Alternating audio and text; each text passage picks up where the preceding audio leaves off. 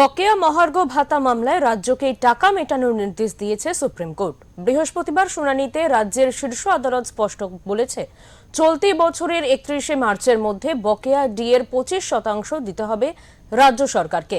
DA মামলায় রায়ের পর স্বস্তিতে সরকারি কর্মচারীরা। বকেয়া ডিএ মামলায় সুপ্রিম কোর্ট জানায়, রোপা রুল অনুযায়ী ডিএ রাজ্য সরকারি কর্মচারীদের অধিকার। বকেয়া ডিএ দেওয়ার বিষয়ে নতুন কমিটি গঠনের সিদ্ধান্ত নিল সুপ্রিম কোর্ট। শীর্ষ আদালত জানায়, অবসরপ্রাপ্ত বিচারপতির নেতৃত্বে 4 সদস্যের কমিটি হবে। 25% দেওয়ার পরেও বকেয়া ডিএর আরও 75% বাকি থাকবে। সেই বকেয়া দেওয়া নিয়ে সিদ্ধান্ত নেবে ওই 4 সদস্যের কমিটি। কিভাবে কতগুলি কিস্তিতে টাকা দিতে হবে সে বিষয়ে আলোচনা করে সিদ্ধান্ত নেবে ওই কমিটি। এই বিষয়ে বাম নেতা মোহাম্মদ সেলিম কড়া ভাষায় রাজ্যের তৃণমূল সরকারকে কটাক্ষ করেছেন। कर्मचारियों का, शिक्षकों का, पुलिस कर्मियों का हक है, हम वामपंथी हमेशा समझते हैं। और आप देखो, केरल सरकार ने अभी 2 दिन पहले डीए घोषणा किया, लेकिन ममता बनर्जी तृणमूल कांग्रेस के सरकार आने के बाद से वो सोचती है कि डीए देना नहीं है, उस पैसे से चाहे तुम्हारा नाचा गाना मेला खेला ये सब कर सकती है। और इससे जो कर्मचारी शिक्षक हैं उनके हित में के विरोध में यह सरकार है और उनके अधिकार वो नहीं मानती। कोर्ट में जाकर के एफिडेविट देकर के कही थी कि ये डीए हक नहीं होता, लेकिन हाईकोर्ट ने कहा था कि ये देना पड़ेगा, लेकिन ममता बनर्जी कानून नहीं मानी। গত বছর 16 মে সুপ্রিম কোর্টের বিচারপতি সঞ্জয় করোল এবং বিচারপতি মনোজ মিশ্রের বেঞ্চ রাজ্যকে বকেয়া ডিএর 25% মিটিয়ে নেওয়ার নির্দেশ দিয়েছিল।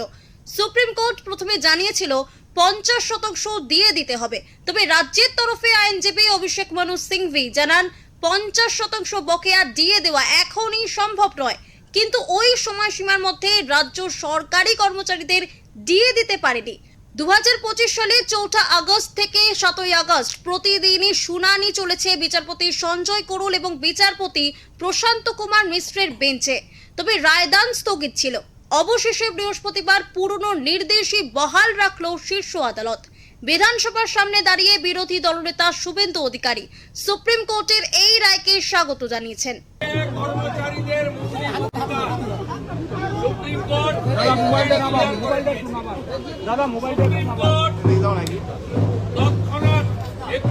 মার্চের মধ্যে 25% অর্থাৎ 10,400 দিয়ে দিতে বলেছে। বাকি 75% 30 মে 2026-এর মধ্যে দিতে বলেছে। নির্ধারণের ক্ষেত্রে অবসরপ্রাপ্ত বিচারপতি এবং ক্যারিয়ার প্রতিনিধিদের নিয়ে কমিটি করে দিয়েছেন, যাতে রাজ্য সরকারের কোনো প্রতিনিধি নেই। রাজ্য সরকারের খবরদারি মন্তব্যরি সমস্ত চক্রান্তকে সুপ্রিম কোর্ট আজকে ধুয়ে মুছে সাফ করে দিয়েছে। হেরেছে হেরেছে হেরেছে হেরেছে। ব্যুরো রিপোর্ট, ওঙ্কার বাংলা। আমরা এই বিষয়ে সরাসরি চলে যাব নিউজ রুমে। সেখানে রয়েছে আমাদের প্রতিনিধি বিশ্বজিৎ হালদার।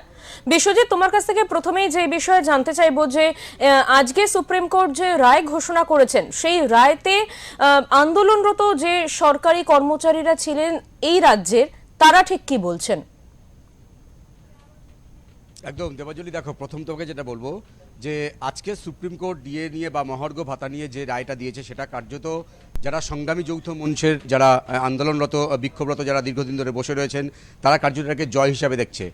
1106 দিন ধরে টানা কিন্তু তারা শহীদ মিনারে তারা কিন্তু এই ডিএ বকেয়া ডিএর দাবিতে আন্দোলন চালিয়ে যাচ্ছেন এবং তাদের দাবি যে কেন্দ্রের সঙ্গে রাজ্যের যে ডিএর তফাৎ প্রায় 36%, বকেয়া ডিএ না মেটানো পর্যন্ত তারা কিন্তু রাস্তায় যে আন্দোলন চালাচ্ছেন সেটা চালিয়ে যাবেন, সেটা তাদের স্ট্যান্ড ছিল। এবং আজকের যে এই রায়ের পরে কিন্তু আমরা দেখেছি সংগ্রামী যৌথ মঞ্চে কার্যত খুশি বা তারা উৎসব পালন করেছেন, তারা আবির মেখে আনন্দ প্রকাশ করেছেন যে এই রায় এটা জানা ছিল যে রাজ্য সরকার সুপ্রিম কোর্টে তারা এই মামলায় পরাজিত হবেন এবং শেষ পর্যন্ত আমাদের জয় হবে। তারা প্রথম থেকে বলে আসছিল, তুমি জানো, তারা কিন্তু একাধিকবার রাস্তায় নেমেছে, নবান্ন অভিযান করেছে, শেষ পর্যন্ত তারা শহীদ মিনারে তারা বসে আন্দোলন চালাচ্ছেন, প্রায় 1106 দিন টানা আন্দোলন চালাচ্ছেন।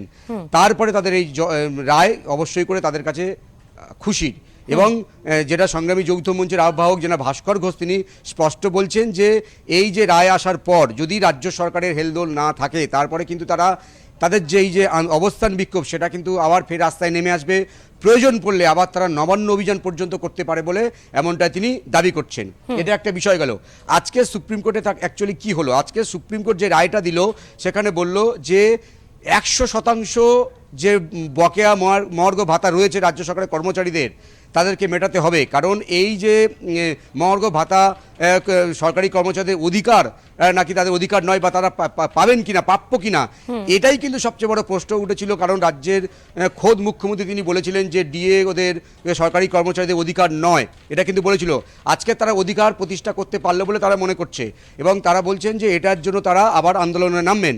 তবে সুপ্রিম কোর্ট যেটা বলছেন যে 100% যে বকেয়া মহার্ঘ ভাতা সেটা রাজ্য সরকারকে দিতে হবে এবং 25% সেই 25% কিন্তু এক্ষুনি দিতে হবে এবং তারপরে যে 75% বাকি থাকছে সেটার জন্য কিন্তু একটা কিস্তি বা একটা কমিটি তৈরি করে দিয়েছেন সুপ্রিম কোর্ট। 4 সদস্যের একটি কমিটি, মানে সুপ্রিম কোর্টের প্রাক্তন বিচারপতিদের নিয়ে একটি কমিটি তৈরি হবে। সেই কমিটি তারা ঠিক করবেন, পর্যালোচনা করবেন, তারপরে কিন্তু কিভাবে টাকাটা দেবে রাজ্য সরকার সেটা কিন্তু তারা সিদ্ধান্ত নেবেন।